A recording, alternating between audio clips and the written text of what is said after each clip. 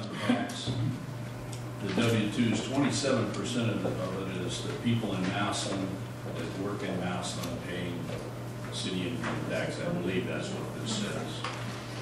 And it also says that 73% of the W-2s are filed by non-resident workers.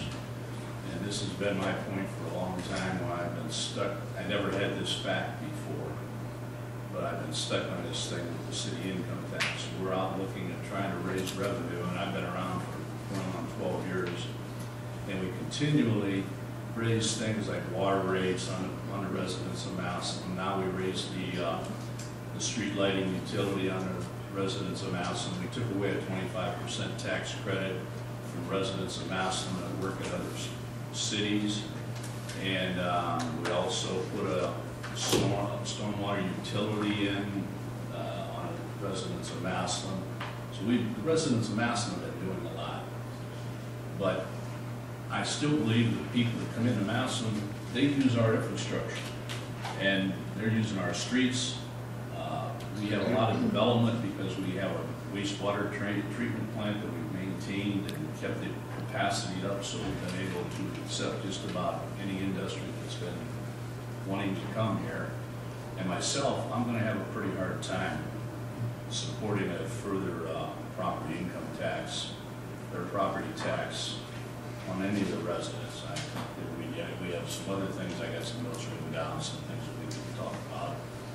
But I wanted Ken to explain this last paragraph here a little bit and try to give us a little bit of insight of what he thinks may be going on here, so we at least have a little knowledge of how it's working, even if we don't have it fully. The income tax software is a very interesting software. It pulls out numbers of schedules being filed, which includes all the 1099s, the K1s, the W-2s, of course, there. Then you can further do more data mining with that, just pull out the W-2 information. The W-2 information, I was able to pull that out based on non-resident employees, not just non-resident businesses, but non-resident employees versus resident employees. For instance, ARE accessories. We're all familiar with the truck cab company out there. Very good for the city of Massillon. For the year, and this is the last fully reconciled year, is 2012 on the W-2s there. They had 154 employees who were residents of Massillon and 447 who were not. Walmart's, go all the way back here. You know, these are the ones on the outskirts of town there.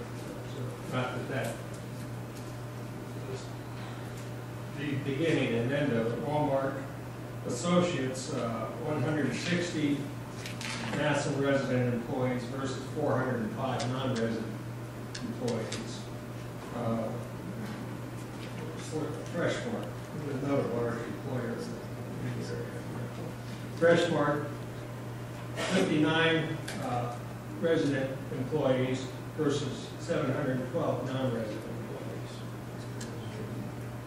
Now, what we do get into with another interesting side of this, what we do get into with non-resident employees and, well, not with resident employees, but non-resident employees who are serving companies in transporting business, or they go out on sales where they're not necessarily working in Massillon.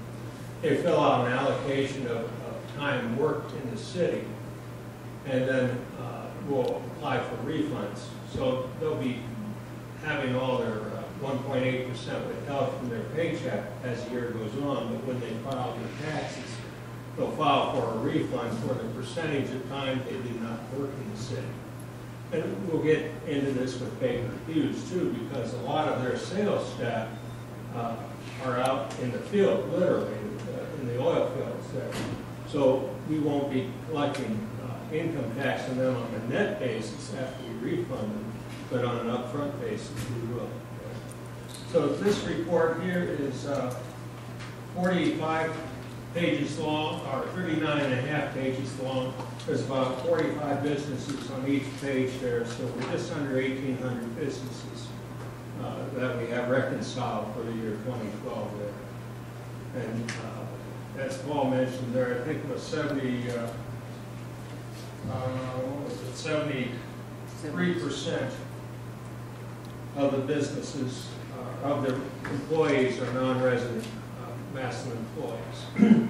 Also interesting to note too that the total of the wages based on the W-2s, the Massillon resident employees are earning 7.5% more than the non-resident employees. Is that an average per capita? That's an average per capita? That's an average per W-2. Per W-2. Per W-2, which could, you know, you can assume a couple things there. Some of the employees are family members of these long-time businesses that live in Massillon, and their wages are going to be high. So, any questions about that report?